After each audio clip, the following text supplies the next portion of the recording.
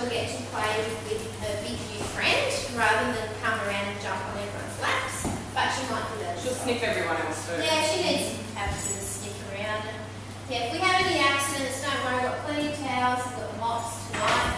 Now, I forgot to warn you last week, we're actually doing tummy worms tonight, or intestinal parasites, and we've got some really cool posters to show you. But I forgot to warn you not to eat spaghetti for dinner, or chicken noodles, or rice. Okay. She doesn't want to play. Follicles. I know, I couldn't help it, but she went like that. I wanted to have from Little Woman. Alright, so I'm just going to show you these. You right? Yep.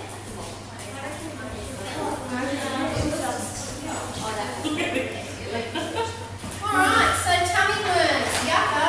Nice thing to talk about just before dinner, but anyway, it has to be covered because we all know worms are an issue. Puppies are actually born with worms. They get them from their mother before they're even born. So they're an acquired thing and all puppies are born with them.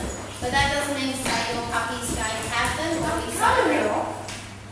Is she okay to play? Yeah.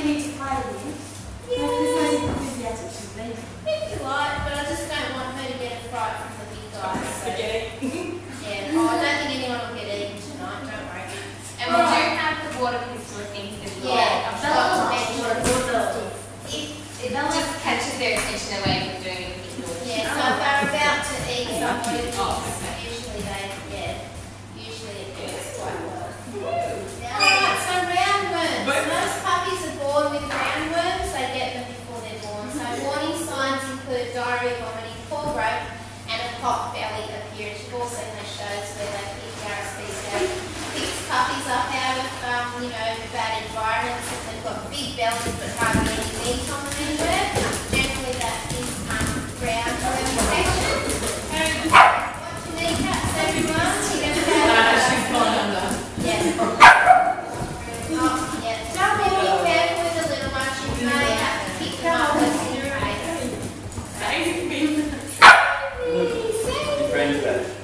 So dogs become contaminated by eating feces that are in the soil or also other hosts such as mice and birds. These can be passed to humans, but hopefully that's not going to happen to any of us.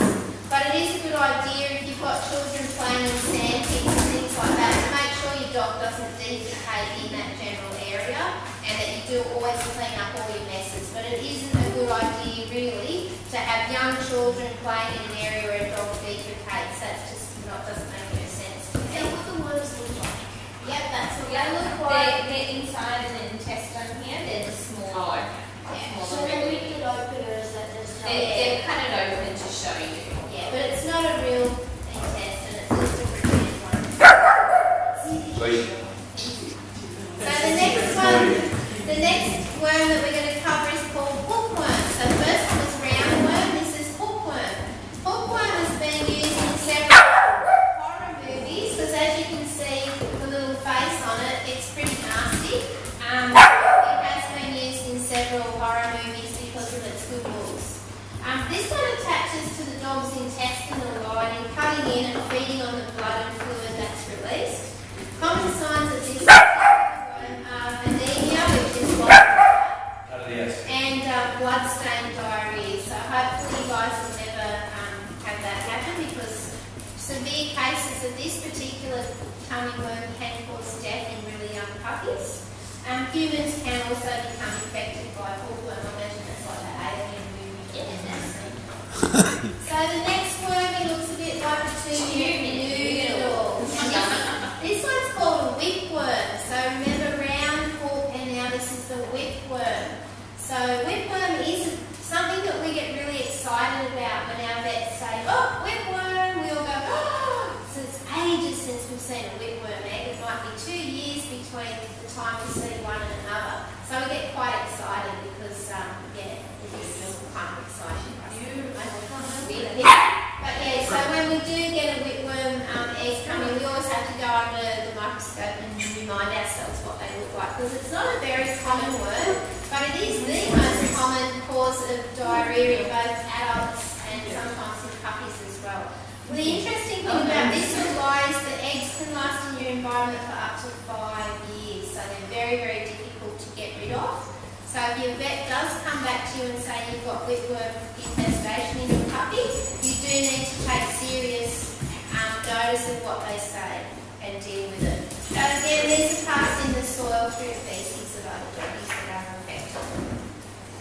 The last one is a funny one. It's the tapeworm, and this one is the common tapeworm. And this looks like a grain of rice when it comes out on your dog's poops.